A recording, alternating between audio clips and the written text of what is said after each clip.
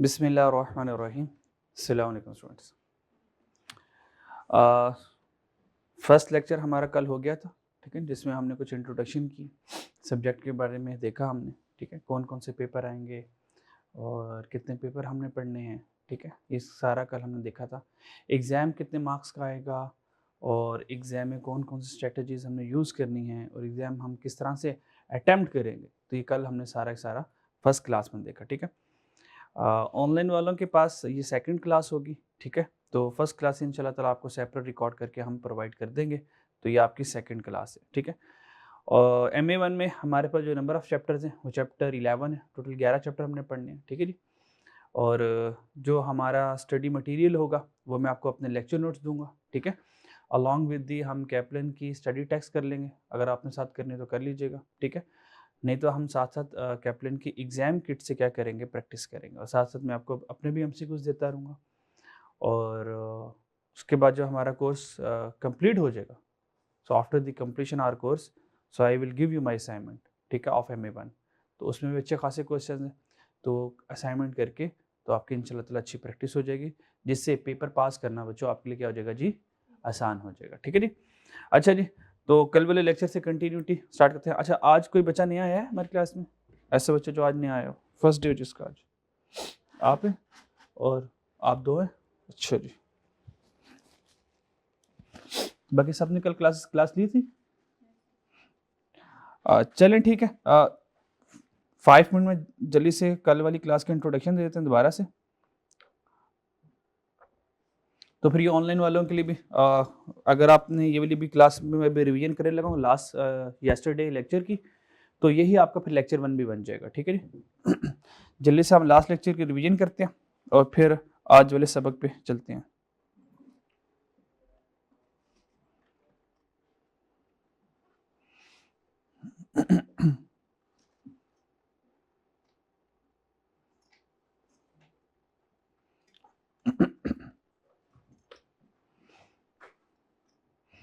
अच्छा जी, बस ब्रीफ सा इंट्रोडक्शन देंगे, ठीक है। अच्छा जी, हमारा जो सब्जेक्ट का नेम है, सब्जेक्ट का नाम क्या है हमारा जनाब? मैनेजमेंट मैनेजमेंट इन्फॉर्मेशन और इसका कोड क्या है जी? MA1, ठीक है जी। तो MA1 का पेपर हम पढ़ने जा रहे हैं, ठीक है जी। अच्छा, my name is HM Hastan, ठीक है। So I have about more than 12 year teaching experience. हर यहाँ पर 10 लिखा हुआ है, अब 12 हो गया।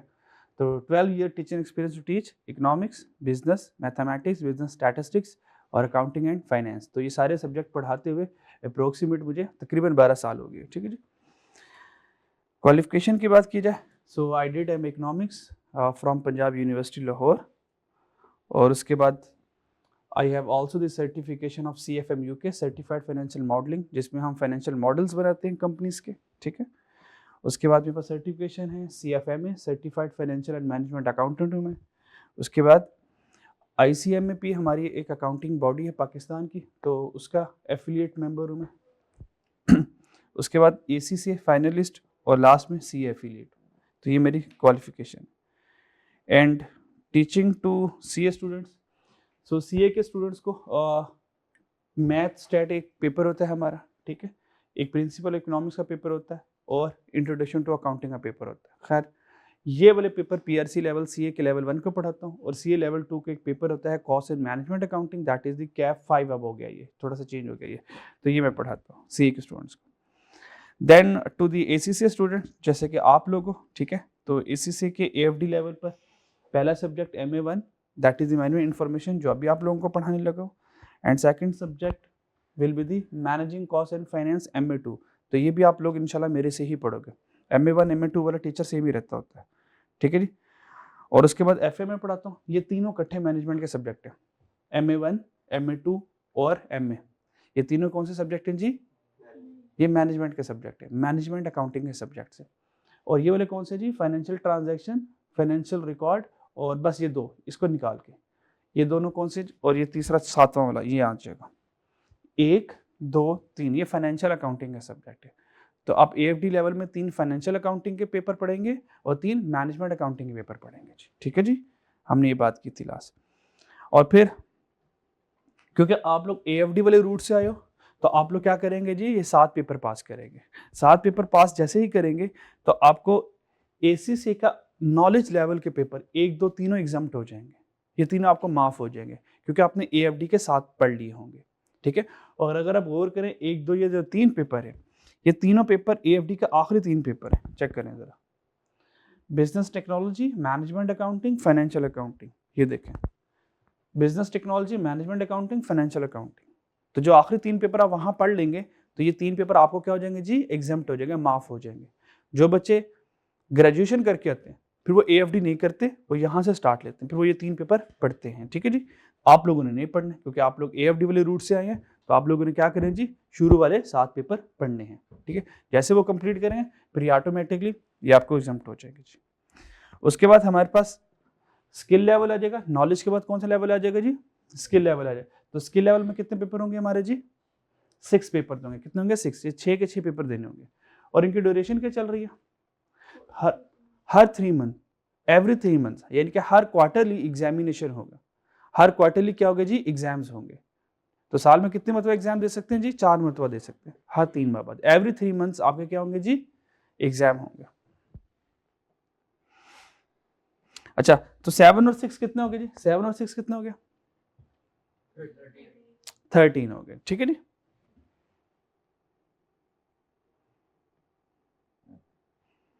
और लास्ट में आपके पास प्रोफेशनल लेवल के पेपर आ गए। प्रोफेशनल लेवल, तो प्रोफेशनल लेवल में कितने पेपर है, 3 और 3 6।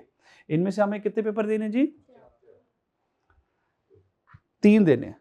कितने देने जी, SBL देना है पक्का, और SBR ये आपने देना है।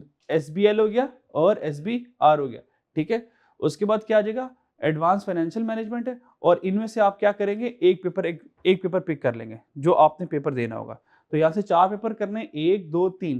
पहले वाले 3 क्या हो जाएंगे जी, कंपल्सरी हो जाएंगे। आखिरी वाले 3 में से आपने एक पेपर ऑप्शनल सेलेक्ट करना। वो एडवांस मैनेजमेंट हो सकती है, एडवांस टैक्सेशन हो सकती है, वो ऑडिट एंड इंश्योरेंस हो सकता है। तो पहले वाले 3 कंपल्सरी हैं और आखिरी वाले 3 में से कोई एक पेपर आपने अपनी मर्जी का सिलेक्ट करना। तो टोटल यहाँ से कितने हो गए, 4 यहाँ से हो गए। और स्किल लेवल से कितने हो गए, 6। 4 6 कितने हो गए, 10 हो गए, ठीक है जी, 10। और AFD वाले कितने हो गए, 7। तो टोटल कितने हो गए, 17। तो 17 पेपर आप पास करेंगे तो इंशाल्लाह ताला you will be the ACCA qualified person, ठीक है जी। अच्छा जी,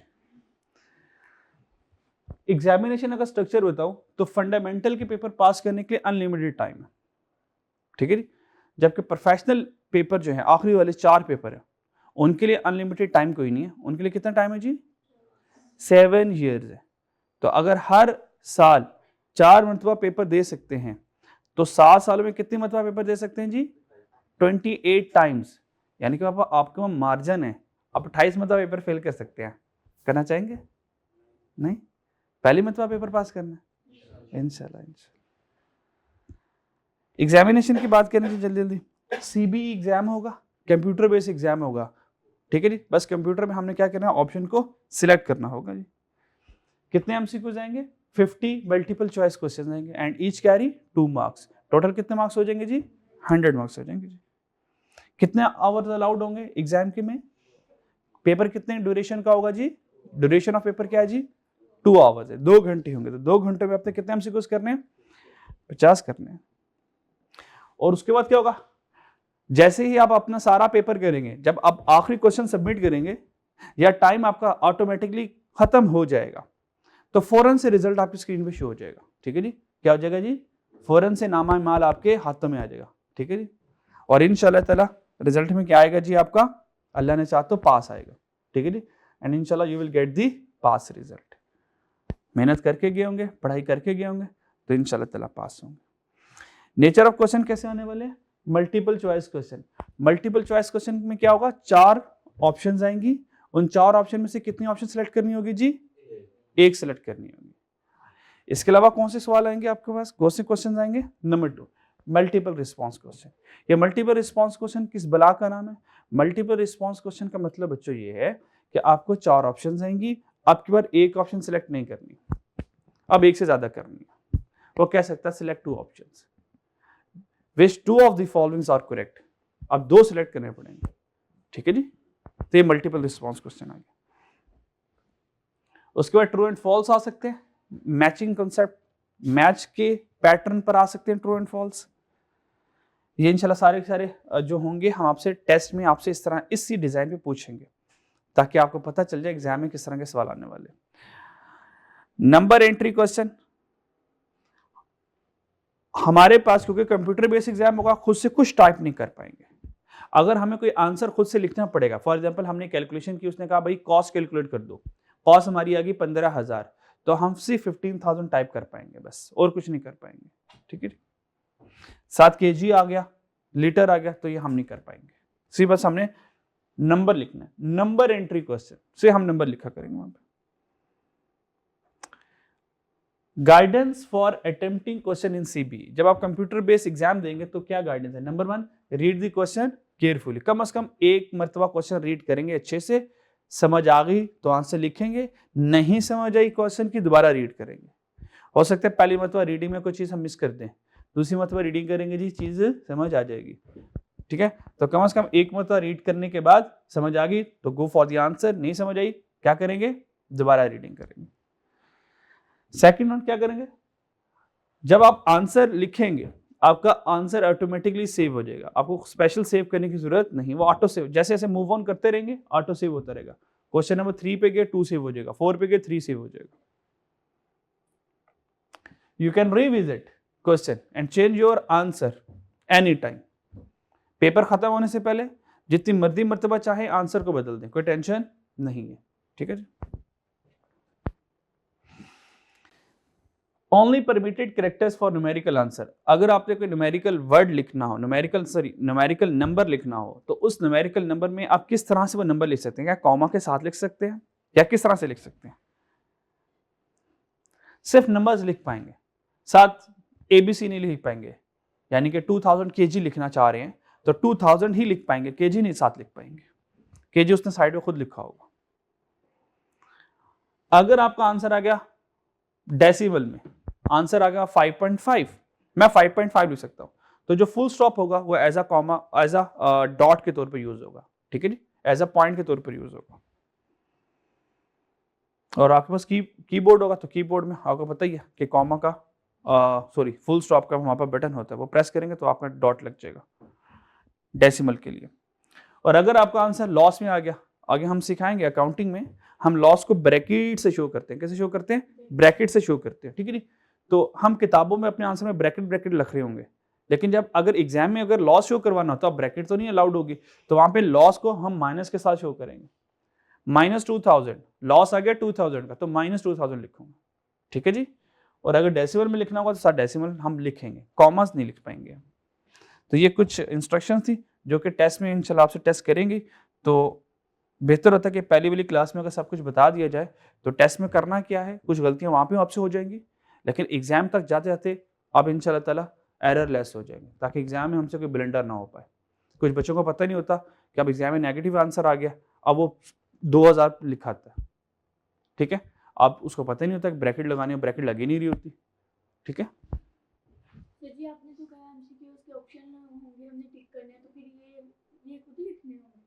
क्या चीज आप कह रहे हैं ना कि मतलब आपके पास 4 ऑप्शन होंगे, आपने उनको सिलेक्ट करना होगा, बस सिलेक्ट करना होगा, बस खत्म। बस तो इसमें ये वाले तब आगे जब कोई फिलिंग द ब्लैंक्स आ गई, यानी कि कैसा क्वेश्चन आ गया, उसने कहा find this cost, find the cost, तो आप क्या करेंगे? कैलकुलेटर सारी कॉस्ट फाइंड करेंगे, आपका आंसर है 2000, तो अब यहाँ पे 2000 टाइप करके लिखेंगे।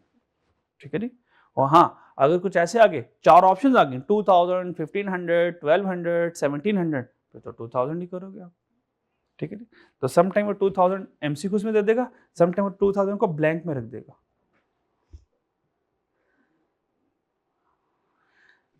MA1 का सिलेबस, सबसे पहले पार्ट 1 आ जाएगा, nature and purpose of cost and management accounting. इसमें हम कितने चैप्टर पढ़ेंगे जी? 2 चैप्टर पढ़ेंगे जी। अच्छा जी, फिर हमारे पास पार्ट बी में ट्रांजैक्शन प्रोसेस में कितने चैप्टर आ जाएंगे? इसमें फर्दर इसमें भी 2 चैप्टर आ जाएंगे। फिर पार्ट सी आ जाएगा, कॉस्ट की क्लासिफिकेशन और मेजरमेंट, इसमें भी कितने चैप्टर आ जाएंगे?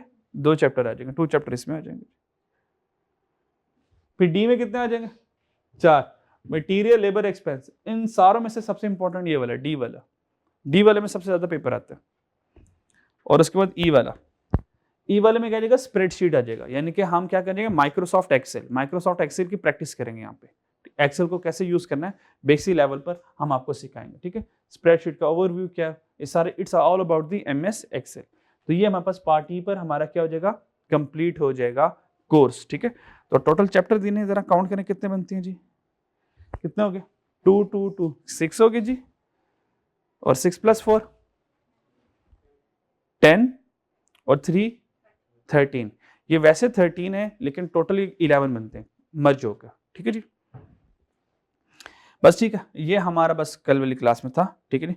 बाकी कुछ हदायत थी वो इंशाल्लाह ताला साथ साथ चलती रहेंगी कि आपने रोज़ का रोज़ पढ़ना है, चीज़ों को रिवाइज करना है, चीज़ों को पेंडिंग नहीं छोड़ना, ठीक है जी। अच्छा जी, अब स्टार्ट करते हैं चैप्टर नंबर 1 जो कि हम नहीं करे चैप्टर। हमारा चैप्टर कहाँ से स्टार्ट हो रहा है, हम कहाँ से स्टार्ट करने लगे अपनी स्टडी, चैप्टर नंबर 2 से। ये मैंने शायद आपको बता दिया था, अभी भी दोबारा बता रहा हूँ। हम कहाँ से स्टार्ट ले रहे हैं जी, चैप्टर नंबर, हम चैप्टर नंबर 1 नहीं पढ़ रहे। चैप्टर नंबर 1 क्यों नहीं पढ़े जी, चैप्टर नंबर 1 में सारी की सारी रीडिंग कंटेंट है, कोई एग्जाम कंटेंट नहीं है। जब हम सारे चैप्टर्स पढ़ लेंगे और फिर एट द एंड जब चैप्टर 1 पे दोबारा मूव करेंगे तो हम ये देखेंगे यार अच्छा हुआ हमने शुरू में नहीं पढ़ा, ये तो हमें ऑटो आ चुका है, जो सारा कुछ पढ़ लिया है, तो सारों की इंफॉर्मेशन चैप्टर 1 में उसने रखी हुई है। जब मैं सारे चैप्टर पढ़ा दूंगा और चैप्टर 1 पढ़ूंगा तो हमारा ऑटोमेटिकली कवर हो जाएगा, तो इसलिए उसको शुरू में पढ़ने की जरूरत नहीं है। तो will start from the chapter number 2। Chapter number 2 क्या जी, introduction to management information, management information, ठीक है जी। अच्छा, इस मैनेजमेंट इंफॉर्मेशन में क्या करेंगे, purpose of management information, management information का पर्पस क्या है, ठीक है, हम इंफॉर्मेशन को किस किस जरिए से हासिल कर सकते हैं, फिर मैनेजमेंट अकाउंटिंग फाइनेंशियल अकाउंटिंग में डिफरेंस क्या है, रिस्पॉन्सिबिलिटी और कॉस्ट यूनिट क्या है। फिर मैंने यहाँ से बच्चों को बताया था कि यहाँ से एमसीक्यू जाता है, यहाँ से आता है और यहाँ से एमसीक्यू जाता है, यहाँ से लाजमी आते हैं। अच्छा, अब मैंने यहाँ पे नहीं लिखा, क्या मतलब इसको इग्नोर कर देंगे, हो सकता है यहाँ से नहीं आया अब आ जाए, हो सकता है अब आ जाए, तो जब यहाँ से आ जाएगा तो ठीक है, अगली बार मैं इसको भी कह दूंगा यहाँ से भी एमसीक्यूज आते हैं, ठीक है जी। तो यहाँ से लाजमी आते हैं, इनको बहुत अच्छे से करना है, इनको भी करना है, हो सकता है आपको यहाँ से आ जाए, छोड़ना कुछ नहीं है, ठीक है जी। अच्छा, सो मैनेजमेंट इंफॉर्मेशन को बच्चों स्टार्ट करने से पहले मैनेजमेंट क्या है ये देखेंगे, इंफॉर्मेशन क्या है ये देखेंगे, फिर इन दोनों को हम मर्ज कर देंगे, ठीक है जी। अच्छा,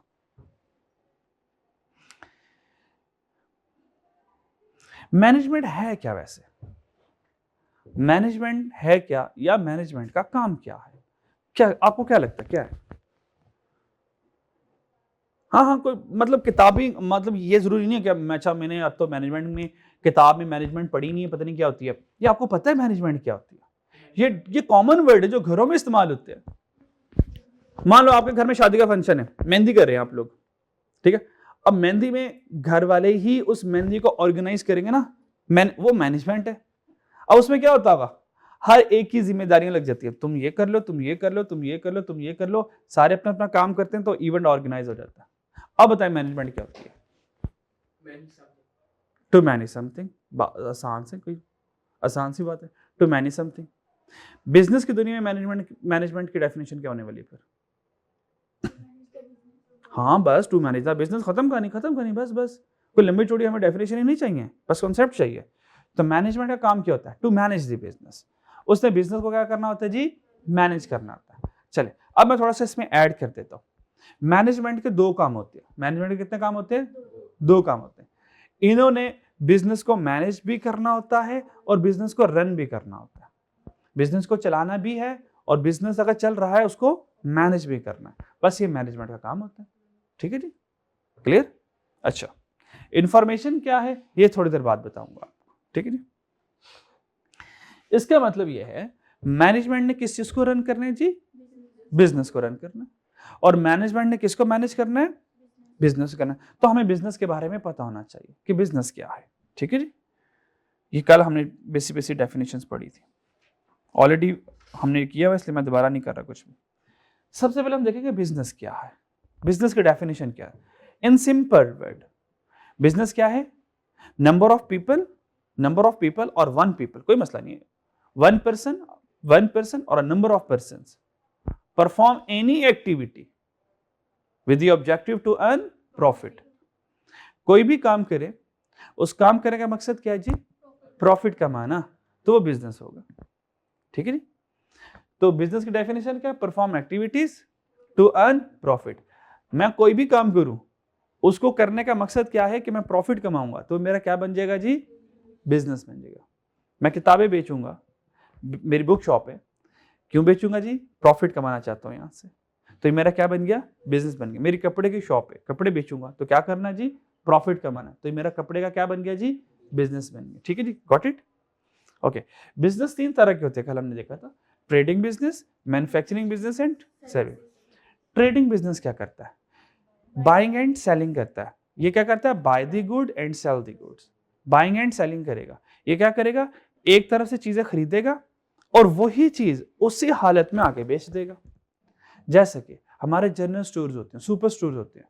अगर आप सुपर स्टोर में गए हो, अल्फाते स्टोर में गए हो, या किसी और सुपर स्टोर मेट्रो में गए हो, ठीक है, वहां पे क्या होता है जी? चीजें पड़ी होती है, तो उन्होंने आगे किसी फैक्ट्री से खरीदी होती है, वो हमें आके बेच देते हैं। तो ये कौन सी एग्जांपल होगी जी? ट्रेडिंग बिजनेस की। तो ट्रेडिंग बिजनेस क्या करेगा? बाइंग एंड सेलिंग करेगा। एग्जांपल क्या होगा? Mobile shop. वो जो शॉप वाले के पास मोबाइल पड़े होते हैं, क्या वो खुद बनाता है?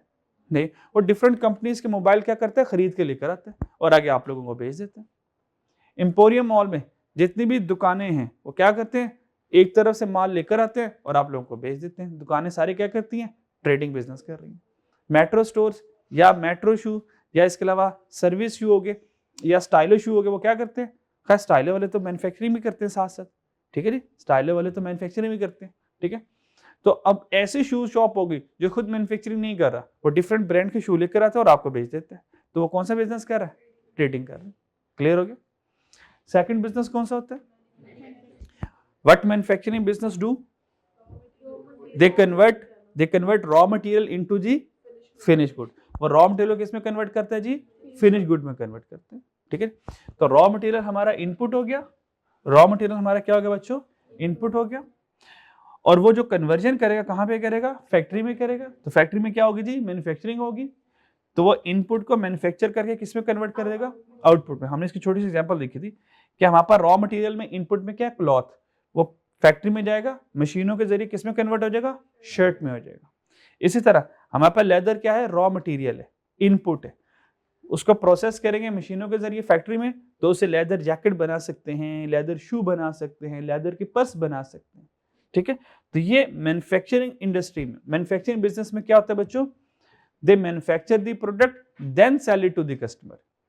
वो खुद पहले चीजें क्या करेंगे? बनाएंगे, फिर आगे कस्टमर को सेल करेंगे। ठीक है, मिसाल के दो, सुजुकी वाले क्या करते हैं? खुद ऑटोमोबाइल गाड़ियां बनाते हैं, बाइक्स बनाते हैं, खुद बनाते हैं और फिर बेच देते हैं आगे। नेस्ले वाले अपने प्रोडक्ट सारी खुद बनाते हैं और आगे बेच देते हैं। कोक एंड पेप्सी वाले, जे डॉट वाले, मारिया बी वाले, जनरेशन वाले, फायर वाले क्या करते हैं? कपड़े खुद बनाते हैं और आगे क्या कर देते हैं? बेच देते हैं। So they are all manufacturing business. तो मैन्युफैक्चरिंग बिजनेस हमें लगे बच्चों। फिर कौन सा बिजनेस आता है? सर्विस सेक्टर वाला जी। सर्विस सेक्टर वाले क्या करते हैं? They just provide services. ये कोई चीज बेचते नहीं है, ये क्या बेचते हैं जी? अपनी सर्विसेज बेचते हैं। जैसे कि बार्बर सर्विसेज बेचते हैं, आप जाते हैं कटिंग करवाते हैं, पार्लर में गए, पार्लर वाले से क्या किया? सर्विसेज ले ली। ठीक है, तो वो क्या हो गया जी? सर्विस सेक्टर हो गया। इसी तरह कॉलेज में आए, टीचिंग सर्विसेज ले रहे हैं, हॉस्पिटल में जाएंगे जी, मेडिकल सर्विसेज ले लेंगे, इस तरह लॉयर की लीगल सर्विसेज ले लेंगे, आईटी की क्या करेंगे जी? आईटी सर्विसेज ले लेंगे। क्लियर हो गया जी? और कोई सर्विस सेक्टर आपके जेहन में हो जो मैंने ना बोला हो इसके अलावा?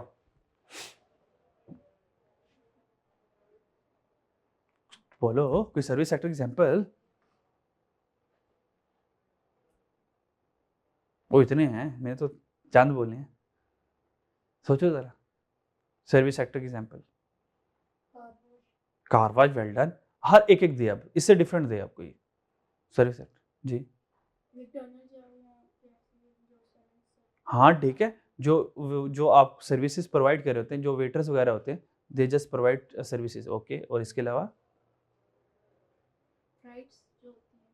राइड्स जो बिल्कुल बिल्कुल, जैसे कि उबर ड्राइव्स हो गई। ठीक है, इन ड्राइव में आप जाते हो, राइड करिए, सर्विसेज प्रोवाइड करें, वेल डन, बहुत अच्छे। ठीक है, गुड। और हर एक बच्चे एग्जांपल देगा। फ्रीलांसर, ठीक है, फ्रीलांसर आईटी की सर्विसेज या फ्रीलांसिंग सर्विसेज दे रहे हैं जी। और जी वाह, क्या बात है, क्या बात है, शू पॉलिश, ग्रेट ग्रेट भाई, बिल्कुल सर्विसेज प्रोवाइड कर रहे हैं जी। हाँ बिल्कुल, जो डिलीवरी बॉय होते हैं, ठीक है, आपने ऑर्डर किया पिज़्ज़ा और पिज़्ज़ा घर आ गया सर जी। एजुकेशन वाली मैंने एग्जांपल दी थी, इसके अलावा देनी है हॉस्टल, ठीक है, हॉस्टल वाले सर्विसेज प्रोवाइड करते हैं। अगर हॉस्टल में अपने रूम लेना तो they are providing services, well done, ठीक है। और जी जी नर्सेज, चलें खैर मेडिकल वाली कैटेगरी, ठीक है, नर्सेज पर सर्विसेज प्रोवाइड करते हैं जी। और जी आप रह गए, आप रह गई, आप रह गए, आपने एग्जांपल नहीं दी, सोचे सोचे सोचे, एग्जांपल देनी, माफ़ी कोई नहीं है, सोचना पड़ेगा।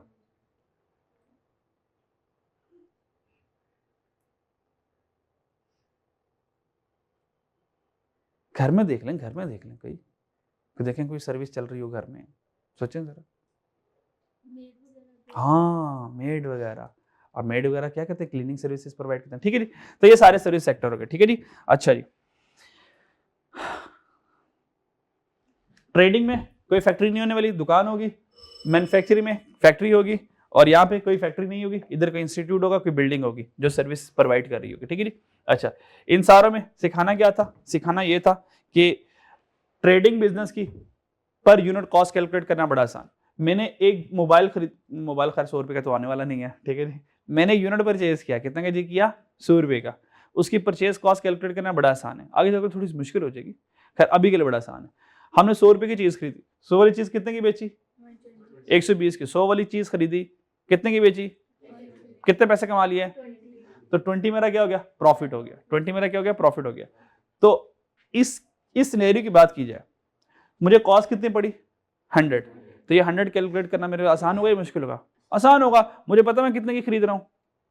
पर मैन्युफैक्चरिंग बिजनेस में हमने कल बात की थी, मैं एक शर्ट बना रहा हूँ, एक शर्ट के ऊपर क्या क्या खर्चे आएंगे, इन खर्चों को संभालना आसान नहीं है।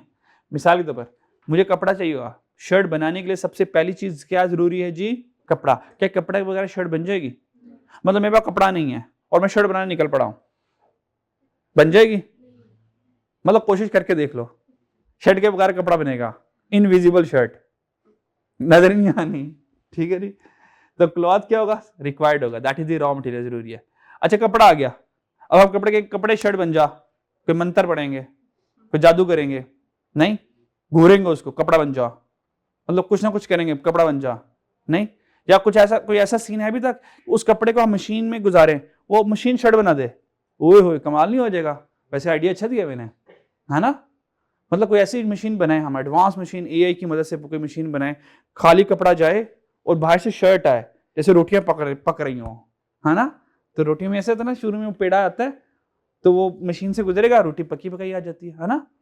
तो ऐसा कोई मशीन आ जाए फिर, अभी तक है कोई ऐसी मशीन, नहीं, ठीक है। तो ऑब्वियसली हमें कोई ना कोई लेबर चाहिए होगी उस कपड़े को बनाने के लिए, ठीक है जी। तो लेबर जरूरी है जी, लेबर जरूरी है। फिर अच्छा हमारे पास कपड़ा भी है जी, हमारे पास कपड़ा भी है और हमारे पास क्या है जी, लेबर भी है। अगर कपड़ा और लेबर हो और हम के शर्ट बना लें तो बन जाएगी, नहीं बनेगी, कैंची चाहिए होगी कटिंग करने के लिए, क्या ख्याल है, ज़बान से तो तेज चलती है पर उसे कटिंग तो नहीं हो पाएगी, है ना। कभी अम्मा कहती है ना, कैंची की तरह ज़बान चलती है ना, तो पर उसे कटिंग तो नहीं होने वाली है।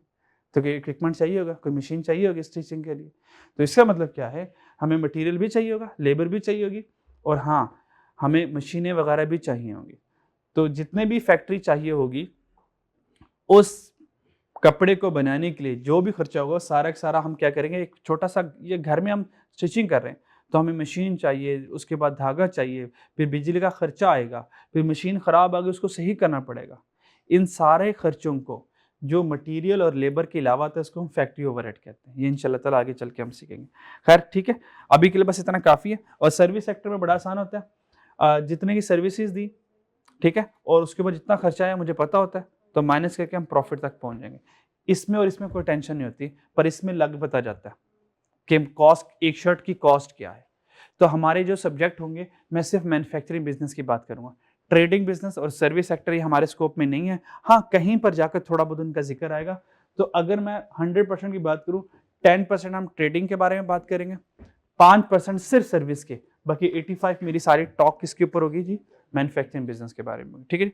चलो आज के लिए इतना काफ़ी है, ये तो हमने कल से कम ही पढ़ा है। कल इंशाल्लाह ताला हम देखेंगे फाइनेंशियल और मैनेजमेंट अकाउंटिंग में क्या डिफरेंस होता है, ठीक है जी। अपना ख्याल रखिएगा, अल्लाह हाफिज़। सर जी आपने कहते हैं कि किट का